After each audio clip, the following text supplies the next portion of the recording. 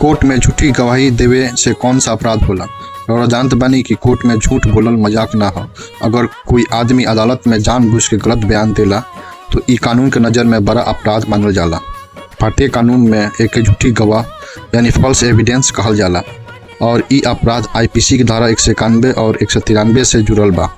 अगर कोई आदमी कोर्ट में कसम खा के झूठ बोले या जानबूझ के गलत गवाही दे दे तो ओकरा पर केस चल सकेला।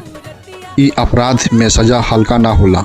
कोर्ट चाहे तो 7 साल तक के जेल और जुर्माना दे सकेला। उदाहरण समझे, मान ली कोनो केस में दोस्त के बचावे खातिर कोनो आदमी कोर्ट में झूठ बोल देला कि हम घटना देखले ही ना रही, जबकि उ सब जानत रहे। अगर जांच में झूठ साबित हो गई तो ओकरा पर केस हो जाई। याद रखी, कोर्ट में झूठ बोलल न्याय के धोखा देवे जैसन अपराध।